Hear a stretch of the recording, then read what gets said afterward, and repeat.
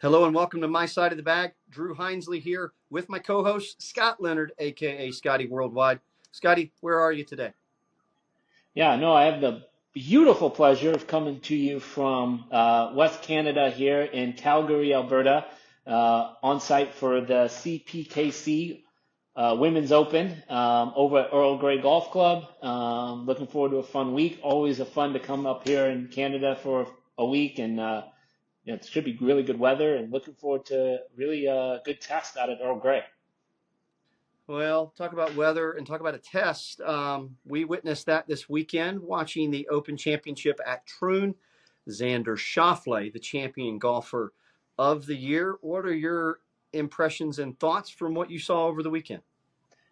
Just totally impressed. The way that he handled that golf course, the way that he putted on Sunday, that to me was remarkable. Some of the putts he was holding. I mean, it looked like him and Justin Rose on the final were literally hitting some of the same shots, and Justin Rose just didn't make the putts, and Xander Schauffele did.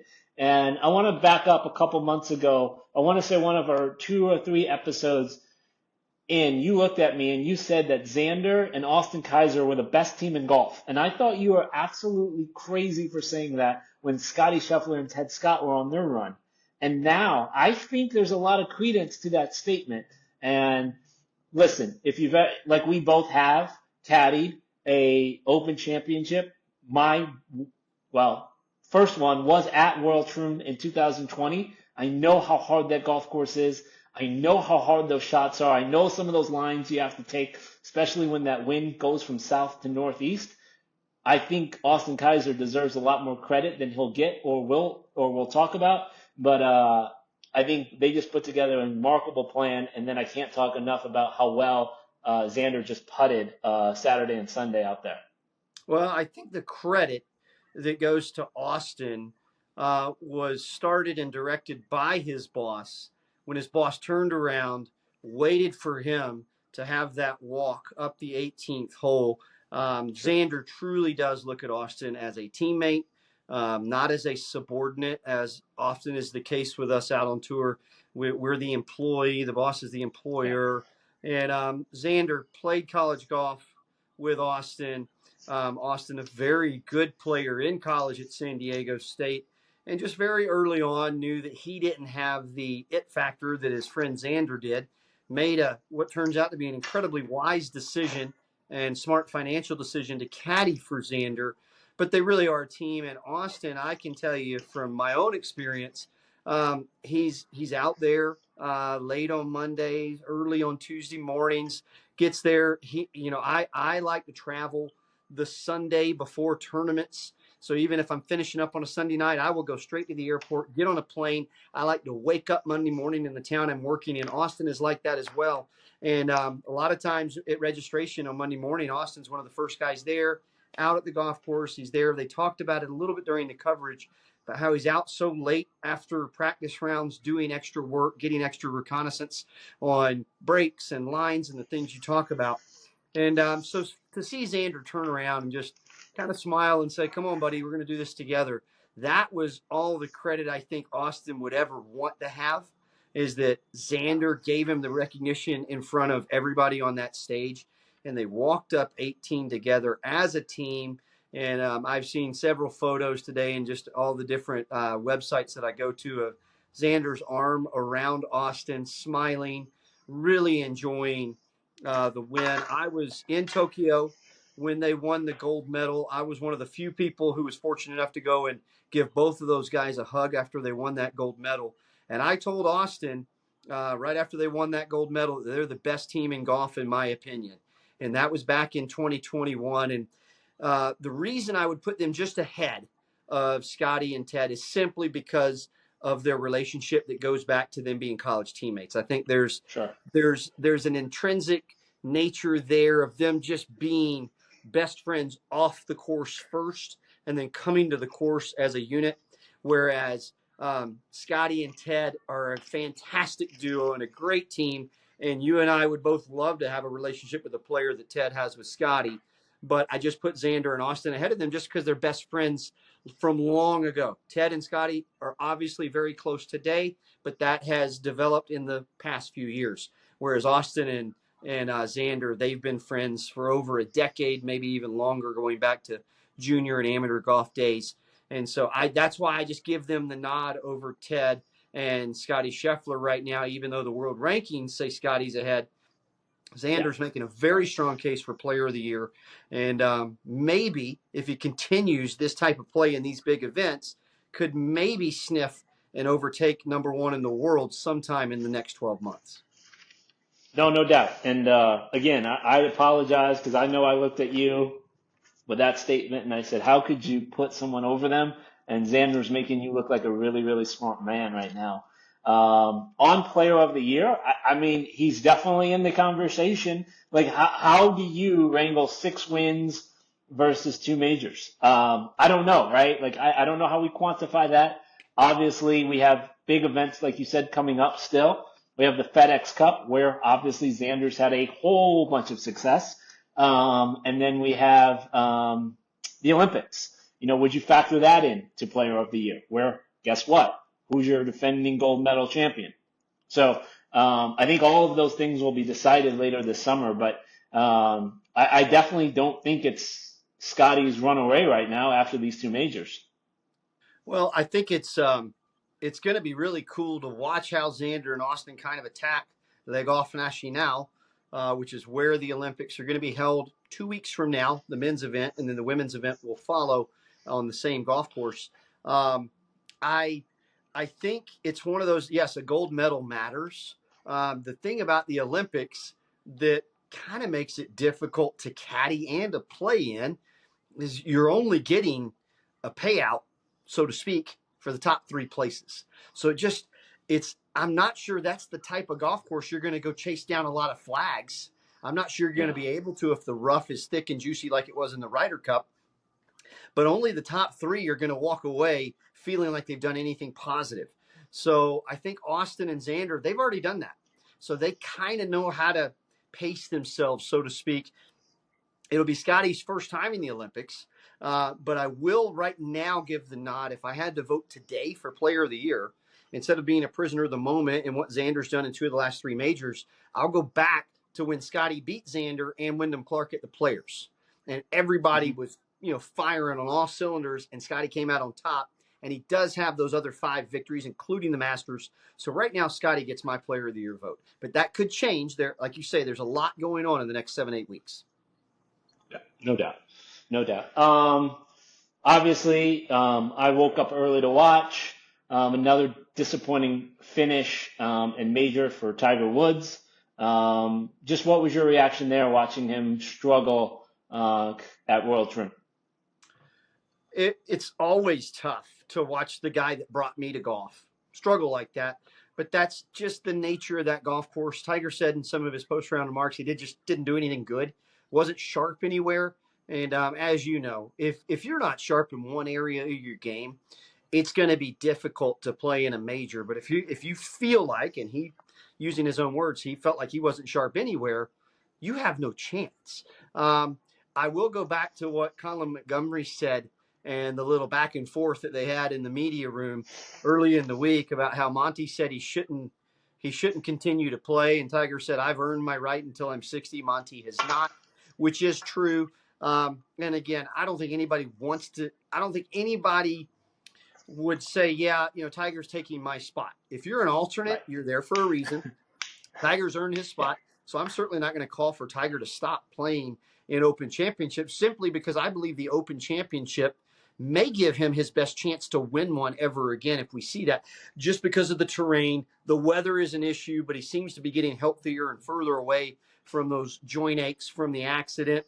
Seem to be managing that a little better the further and further we get away. But I just think because Augusta's so hard to walk, the PGA, it seems like, is just at the wrong time of year for an older body. It seems like it's always a bit of cold in the PGA, especially as we go back up to Philly next year to Aronimink in May. It could be cold, could be hard. A U.S. Open is always difficult. So the Open, with a little bit milder conditions and flatter terrain, I think is always going to be the best odds for Tiger to put 4 rounds together. So I want to see him play as many as he can, because I don't know about you, but boy, every time he's in the mix at a major, it makes it a lot of fun. And at this point in his career and our sporting memories, it's going to be such a memorable event. And you always want another memorable thing from a legend, whether it's Babe Ruth or Barry Bonds or whoever. In this case, it's Tiger Woods. Every time he plays well, we all seem to kind of coalesce together and enjoy it together as a sport. And you can't have enough of those events. No, no doubt. I'm with you. Anytime we get to watch Tiger, I don't care what he shoots. I don't care how it goes. I'm going to be in front of the TV watching.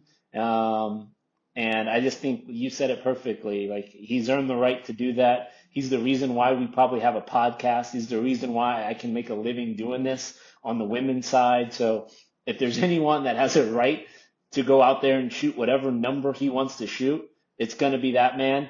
And, I think Colin took a shot. He retracted it a little bit, but not before Tiger got in the media room and kind of burned back at him. So it was a fun exchange. But ultimately, listen, to your point, I think going forward, I would say, yeah, if you look at Tiger's game and what he's good at and what he can still compete at, it's probably an Open Championship, right? Because the U.S. Open and the PGA have turned into just bombers places where you got to drive it so far now on the courses that they're picking. And then the walk at Augusta is so hard. So if you look at all that, to your point, yeah, it's just the hardest thing is for him to non-compete in the Open Championship. So, but one more thing on Troon. When you're not doing anything good, because what most people don't realize, most of those wins are straight cross wins. And so you don't hit your irons well and you're not driving it well. Exactly. You got no idea where that ball's going.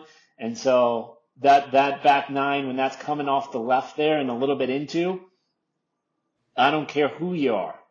You can't get those balls close. So. Well, and I want to revisit one thing about Tiger, and this is probably something we should have discussed off camera, but I actually want to do it in front of the camera because I want both of us to give some pretty candid reactions.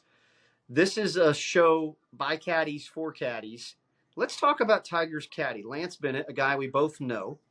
What do you think is going through his mind? And maybe we need to get Lance on the show. Lance, if you're watching, you're welcome to come on the show anytime. You've got my info, so just reach out to me. But, Lance is one of the best in the world. He's had some great jobs. He's had a lot of success at the highest level. What do you think's going through his mind right now? Because Tiger's shut down for the year. So the next job that Lance could possibly have, maybe the Hero. And then after that, Riviera next year, Tiger's event, and then the Masters. PNC. That's 3 events in 9 months. So what's he going to do? I don't know. Yeah, I don't know. And I don't know pay schedule. I don't know what the agreement is. I won't speak to that, and I won't sit here and try to speculate on that because that's a matter that only Tiger and Lance have. But I'll say this. I think it's one of those things where if you look where Lance was at before he was working for Tiger, and the opportunity that this has lent him to be with one of the world's best, I think you jump at it. And I think Lance will be out there working events if he wants to. I mean, I think he worked Players this year. Is that correct? He did. He worked Players for Aaron Badley. I spoke to him on the radio. I think he has enough cachet and enough people, players, bosses, have his number where they know that he's not really working until November now. So, he may not work the huge events. He may not be, at the FedEx finals. But I think if he wants to work, there's enough people that will reach out, and I think Lance will be just fine. Do you think it's more likely that he works the FedEx Cup finals or the Korn Ferry Tour finals? If he gets a job, which I think that's entirely up to him. I would probably say Korn Ferry finals. Yeah, there's probably some young guys that would love to have that depth of knowledge to help them make a push for their PGA Tour card. If you're a Korn Ferry player and you're watching this, you might want to reach out to Lance. Might be able to get some pretty good experience out of a guy that doesn't seem to have a whole lot of conflicts in his schedule right now. So Yeah, I don't know. You know Lance way better than I do. What do you think? I think Lance is fine sitting at home. I think he's loving the experience he's getting from Tiger. Again, Lance is right around my age, and I can tell you, guys my age, the grind is way less attractive than it used to be. Used to kind of take pride in working 11, 12 weeks in a row. Now that sounds like prison because I got a wife and kids that I do like to see. And you miss so much when you're on the road on a normal schedule. You add a Corn Ferry playoff push and then a playoff schedule to that. I'm not sure Lance is going to entertain too many of those ideas unless it's somebody that's in the top 5 or 10 and he knows they're going to get a lot of PGA Tour starts behind that in the fall. That would probably be my calculus if I was in a situation like Lance. I would just be very cautious, even answering the phone, because you don't want to be rude to anybody, but at the same Sure. time, again, he's done his laps around all the venues. He doesn't need any more. Now it's Yeah. just about the opportunity and maybe a chance to help some young player get his start on the Yeah. PGA Tour. So that would be something that he would maybe entertain. And again, there's I don't so know. much, each agent has 5 or 6 players that they represent, Yeah. and Lance knows all these guys. They all know him. So I'm sure a phone call or two will be sent at some point in the next couple of weeks. But if I were Lance, man, I'd sit at home and I'd enjoy my time with my family, and I'd go to the Bahamas in December and enjoy a nice week in the warmth before I head back home for the holidays. Well, he's got a free schedule. Let's get him on my side of the bag, and maybe he can tell us about his plans. You know what? I think that's a good idea. I may have to do a little leg work. You've been doing all the leg work, being my producer today. I may have to actually answer the bell and do a little work myself. Lance, we're Let's coming get after you, let's buddy. yeah, All let's right. get him Any on. Come final on. thoughts? Final thoughts on the Open Championship, and maybe just a thought on the men heading back over to Northern Ireland and Portrush next year. Yeah. No, I think it was a great Open Championship. I'm biased. I really like Troon. It gave me my first Scottish trip. I'd never been to Scotland before stepping foot on that place, and what a test! And I just learned how much I don't know about links golf day one. So it's always has a special place in my heart. And yeah, I can't wait for Portrush. And I mean, the way that Shane Lowry's playing in these big events over there, you got to like his chances, coming back there. So I thought it was one of my favorite Open Championships that I've seen in a while, and hats off to the best team in golf that came in with the title. Well, and one more point on Shane. I really thought his comment to the media about, hey, I was the leader after 36 holes. These things are really hard to win. I think that will really do him justice and be positive for him moving forward just in the next few events, the PGA Tour playoffs and the maybe even the Olympics. Really coming away, some people would be very disappointed, and he was very quick to highlight his Yeah. positives, which in this game, as you know, at the professional level, we're not very good at celebrating our wins when we get them. We're so focused on the things we did wrong and how to correct that we forget sometimes to congratulate ourselves. So kudos to Shane Lowry for taking a positive outlook after what some might have called a disappointing result. And I think that will be good for him moving forward, even as soon as the Olympics in 2 weeks in France. So, Agreed.